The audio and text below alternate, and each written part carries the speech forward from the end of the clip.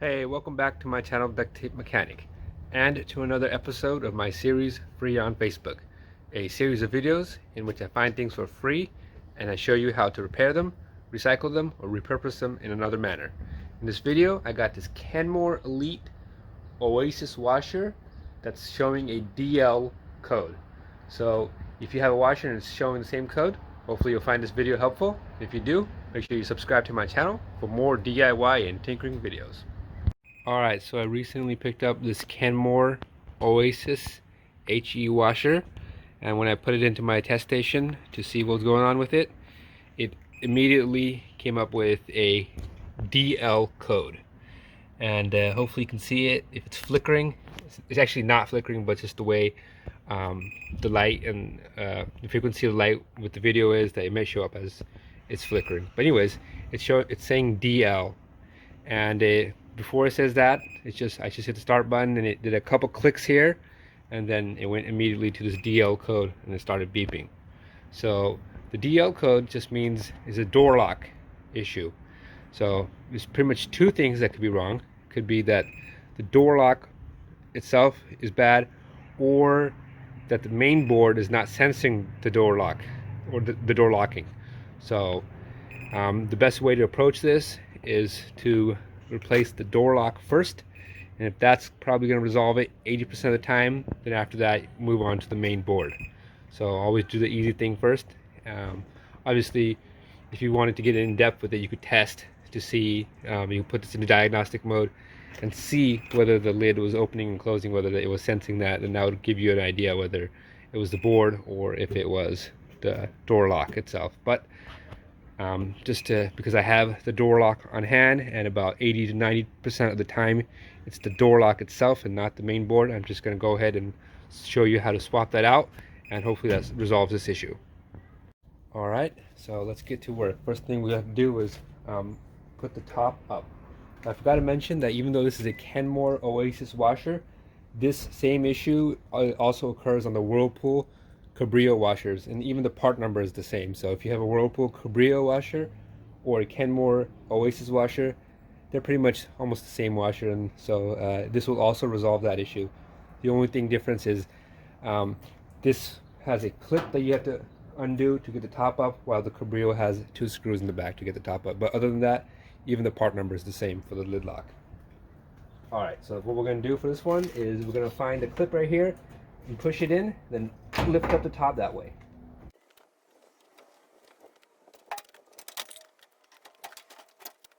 So I must admit that the clips, taking out the clips can be a little bit painful, because these probably haven't been moved since the original manufacturer. So maybe spraying a little bit of WD-40 on there was probably a better idea, because they were real stiff. But anyways, you just gotta put your putty knife in there and take them off. Then here we have the lid lock mechanism right here. So that's the part number, W100599230. And the way we're going to take this off is we're going to undo the two 1/4 inch screws right here, and we're going to undo the wiring harness from these clips from here over here, and then from all the way down to here. And after that, we'll open up the control board and unhook it from there. So we'll do that next.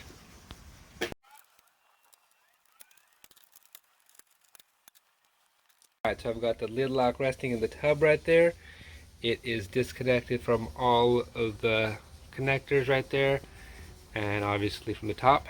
And so the next step is going to be bringing this top back down. You obviously don't want to clip it in, but then we'll come back here and take off this panel right here so we get access to the control board.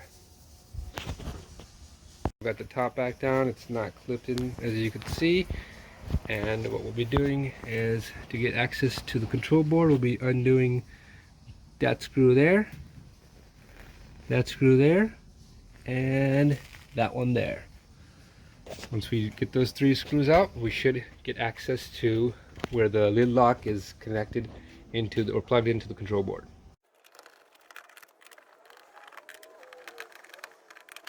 Alright, so with all the screws removed, we should be able to get our panel up and out of the way. right there. So with the panel lifted up, we get access to the control board and the valves and everything else. But what we need to do is this wire with the gray jacket right here is the one that controls the lid lock, and that's the one we need to take off. So to do that, it's just going to push down on this tab and kind of pull it out this way. So we'll do that next.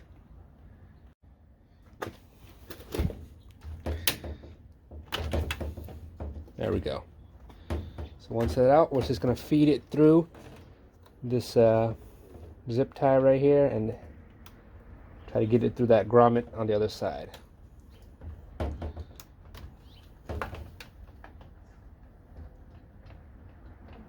Alright, so it looks like there's a bracket in the way right here. So we're going to have to undo this bracket as well in order to get access to the grommet, in order to shove it in to the tub side of it. Okay, let's undo that bracket. That should give us a little bit more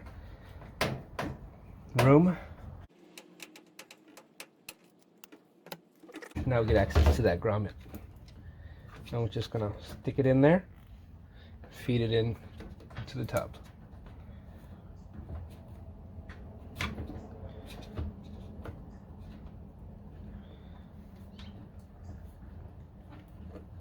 There we go. I just dropped into the tub. Perfect. Just for ease, I'm just also going to take this whole display panel and disconnect it from the board.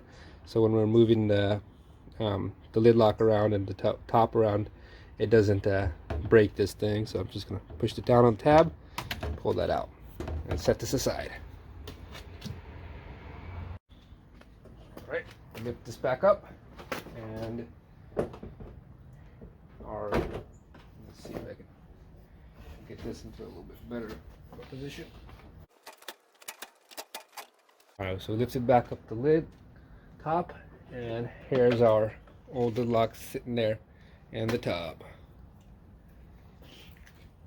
Right, so to install it is pretty much just the reverse of what we just did. We're going to connect the two screws right here, and then we're going to feed it through these connectors, and then after that we're going to insert the connector through this grommet right here, and then connect it back into the board on the other end.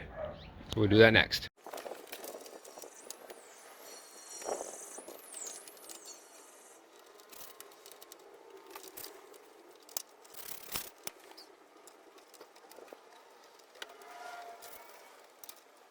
Just a quick recap. I've got the new one installed. 1, 2.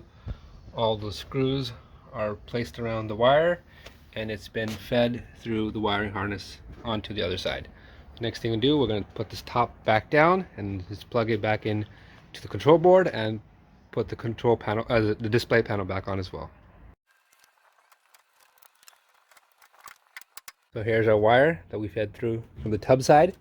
It's going through this grommet right here. We're just gonna feed it through here, and I believe it went through this little zip tie,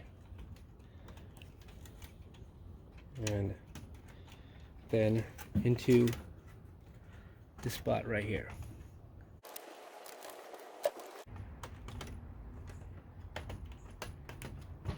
There we go. So that's plugged in there. So now the next thing we do, plug in the display.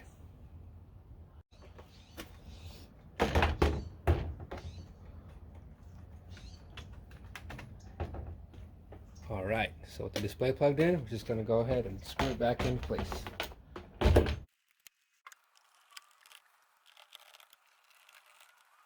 Then finally, don't forget the bracket that protects this pressure hose.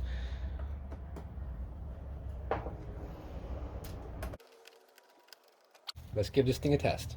Alright, so I've got the machine hooked up to my little test station right here, and I've got some duct tape delicates in there, and as you can hear, it is well into the wash cycle, and the lid lock light has come on.